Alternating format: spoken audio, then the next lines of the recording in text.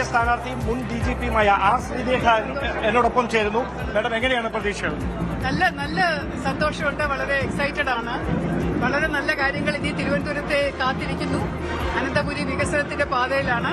അഴിമതിരഹിത ഒരു ഭരണം, സുസ്ഥിര ഭരണം ദാ വരികയാണ്. ആദ്യം പിന്നിലായിരുന്നു, പെട്ടെന്നാണ് ഒരു കുതിച്ചുചാട്ടം ഉണ്ടായത്. എപ്പോഴെങ്കിലും ആശങ്കപ്പെട്ടിരുന്നോ? ഈ വോട്ടെണ്ണൽ നടക്കുന്ന സമയത്ത് എപ്പോഴെങ്കിലും ഒരു ആശങ്ക ഉണ്ടായിരുന്നോ? ഞാൻ അവിടെയൊന്നും ഇല്ലായിരുന്നു, അതുകൊണ്ട് ഞാൻ അറിഞ്ഞില്ല. എനിക്കൊരാശങ്കയില്ലായിരുന്നു. വിജയം എന്ന് പറയുന്നത് അറിയാവുന്നത് കൊണ്ട് ഞാൻ ആദ്യത്തെ വോട്ടെണ്ണൽ കാര്യമാക്കിയിട്ടില്ല. ഭാവി പ്ലാൻ എന്താണ്? എങ്ങനെയാണ്? പറഞ്ഞല്ലോ, നമ്മള് BJP സത്യം ചെയ്തിട്ടുള്ളതുപോലെ, വാഗ്ദാനം ചെയ്തിട്ടുള്ളതുപോലെയുള്ള നല്ല വികസനത്തില് അഴിമതിരഹിത ഒരു ഭരണം തിരുവനന്തപുരം കോർപ്പറേഷൻ ഇനിയും വരും.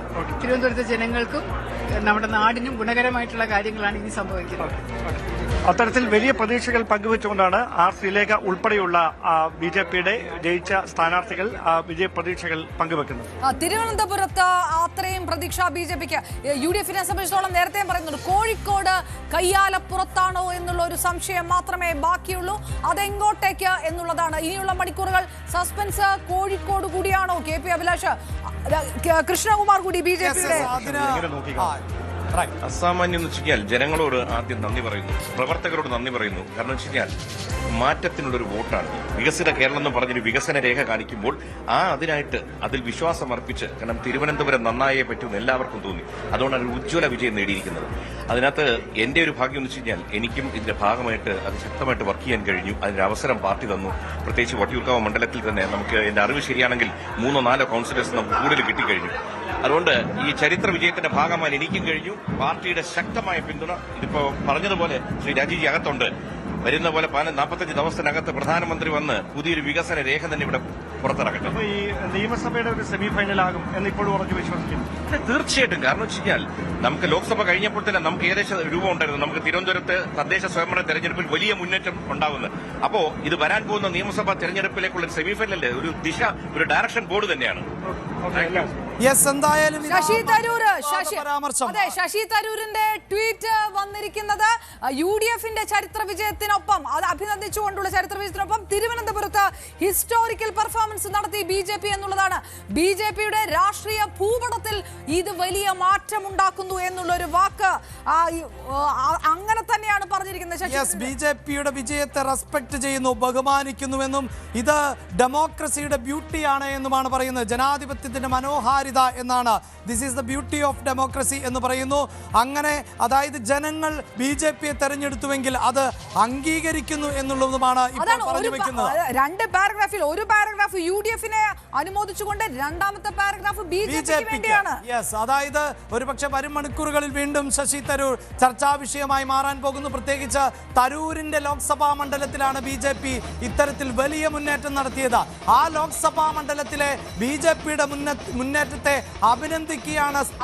അത് എടുത്തു പറയുന്നു. അതായത് എന്റെ മണ്ഡലത്തിൽ BJP നടത്തിയ പ്രകടനത്തെ വരെ അഭിനന്ദിക്കുന്നു. അതാണ് ബ്യൂട്ടി ഓഫ് ഡെമോക്രസി എന്നാണ് ശശി തരൂർ പറഞ്ഞത്.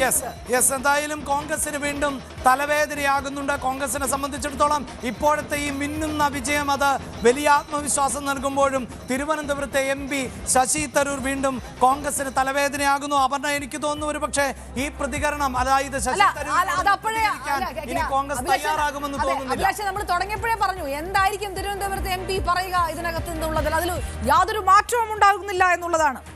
എന്തായാലും തലസ്ഥാനത്ത് വലിയ തോതിൽ BJP മുന്നേറ്റം നടത്തുകയും അങ്ങനെ BJP ഏതാണ്ട് ഭരണം ഉറപ്പിക്കുകയും ചെയ്യുന്ന സാഹചര്യമാണുള്ളത്. ഭരണത്തിന് വേണ്ടത് 51 സീറ്റുകളാണ് എങ്കിൽ 49 ഇപ്പോൾ NDA മുന്നിട്ട് നിൽക്കുകയോ വിജയിക്കുകയോ ചെയ്യുന്നുണ്ട്. അത് നേരത്തെ 50ലേക്ക് എത്തിയിരുന്നു. അതേസമയം LDF അവരുടെ സീറ്റ് നില 29ലേക്ക് ഉയർത്തുന്നു. അപ്പോഴാണ് BJPക്ക് വീണ്ടും ക്ഷീണമുണ്ടാകുന്നത്. കോൺഗ്രസ് ആകട്ടെ 19 ഇടത്ത് ഇപ്പോൾ മുന്നിട്ട് നിൽക്കുകയോ വിജയിക്കുകയോ ചെയ്യുന്നുണ്ട്. പക്ഷേ ഈ സംഖ്യ, അതായത് 51 അടുത്തെത്തി നിൽക്കുന്ന BJP ഭരണം ഉറപ്പിച്ചു എന്ന നിലയിൽ തന്നെയാണ് സംസാരിക്കുന്നത്. BJPയുടെ സംസ്ഥാന അധ്യക്ഷൻ പ്രതികരിച്ചത് തിരുവനന്തപുരത്ത് ഞങ്ങൾ ഭരണം ഉറപ്പിക്കുന്നു എന്ന നിലയിൽ തന്നെയാണ്. അതോടൊപ്പം തന്നെ മറ്റ് BJPയുടെ സാരഥികൾ, വിജയിച്ചവർ എല്ലാവരും അത് തന്നെയാണ് പറഞ്ഞു വെച്ചത്. അതെങ്ങനെ എന്നതായിരിക്കാം ഇനി അറിയേണ്ടത്. ഈ സ്വതന്ത്രർ ഉൾപ്പെടെയുള്ളവരെ ഇനി BJPക്ക് ഒപ്പം നിർത്താൻ സാധിക്കുമോ എന്നത് അറിയേണ്ടതാണ്.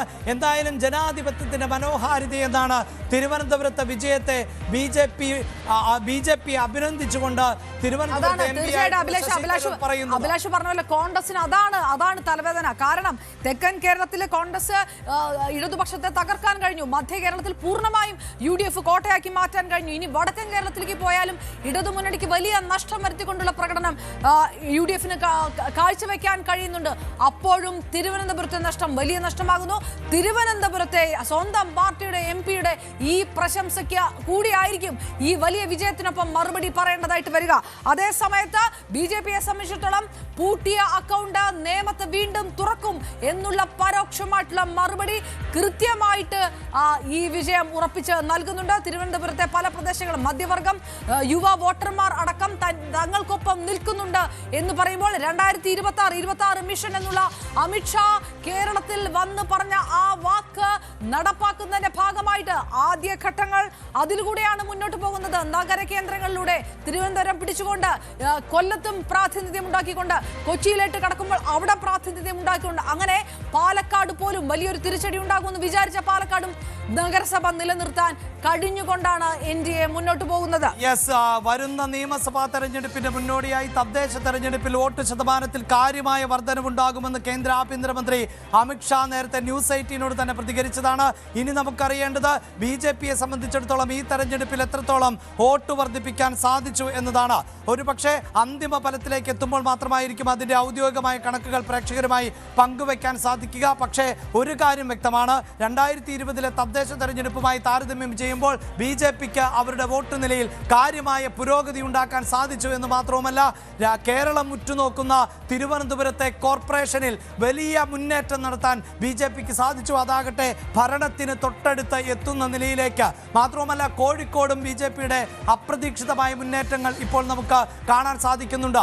6 കോർപ്പറേഷനുകൾ ഉൾപ്പെടെ നടന്ന തദ്ദേശ തെരഞ്ഞെടുപ്പിൽ ഇടതുപക്ഷത്തിനെ സംബന്ധിച്ചിടത്തോളം വലിയ തിരിച്ചടിയാണ് നേരിടുന്നത് എന്ന് വേണം നമുക്ക് അനുമാനിക്കാൻ. കോർപ്പറേഷനുകൾ 5 കോർപ്പറേഷനുകൾ ആയിരുന്നു 2020-ൽ ഇടതുമുന്നണിയുടെ ഭാഗമായിരുന്നത് എങ്കിൽ ഇപ്പോൾ അതായത് അന്തിമ ഫലത്തിലേക്ക് അടുക്കുമ്പോൾ കേവലം ഒരേ ഒരു കോർപ്പറേഷൻ മാത്രമാണ് പ്രതീക്ഷ നൽകുന്നത് എന്നതാണ് എടുത്തു പറയേണ്ടത്. അത് കോഴിക്കോടാണ്. പക്ഷേ അവിടെയും ഇഞ്ചോടിഞ്ച് തന്നെയാണ് പോരാട്ടം നടക്കുന്നത് എന്നുള്ളതാണ്. തിരുവനന്തപുരത്തെ കണക്കിലേക്ക് വരുമ്പോഴാണ് വലിയ നഷ്ടം ഇടതുപക്ഷത്തിന് സംഭവിച്ചിട്ടുള്ളത്. ഇപ്പോൾ 29 മാത്രമാണ് വിജയിച്ചു നിൽക്കാൻ സാധിക്കുന്നത്. കൊല്ലത്ത് അട്ടിമറി സംഭവിച്ചിരിക്കുന്നു എന്നുള്ളതാണ്. കൊല്ലത്ത് തെരഞ്ഞെടുപ്പ് കഴിഞ്ഞപ്പോൾ വലിയ മുന്നേറ്റം ഉണ്ടാകും കോൺഗ്രസിന് എന്ന് പ്രാദേശിക നേതാക്കൾ വിലയിരുത്തിയിരുന്നുവെങ്കിലും ഇപ്പോൾ ഇതാ അതിനെ ശരിവെക്കുന്ന തരത്തിൽ കൊല്ലത്ത് UDF-ന്റെ പടയോട്ടമാണ് കാണാൻ സാധിക്കുന്നത്. കണ്ണൂർ ഇത്തവണയും UDF നിലനിർത്തുന്നു. 36 ഡിവിഷനുകളിൽ ആണ് UDF വിജയക്കൊടി പാറിച്ചിട്ടുള്ളത്. അങ്ങനെ കൊച്ചിയും തൃശ്ശൂരും നേരത്തെ തന്നെ ഉറപ്പിച്ച UDF-ന് വലിയ ആത്മവിശ്വാസം നൽകുന്ന തദ്ദേശ തെരഞ്ഞെടുപ്പ്. അതാണ് K. മുരളീധരനെ പോലെയുള്ള നേതാക്കൾ ഇത് നിയമസഭാ തെരഞ്ഞെടുപ്പിൽ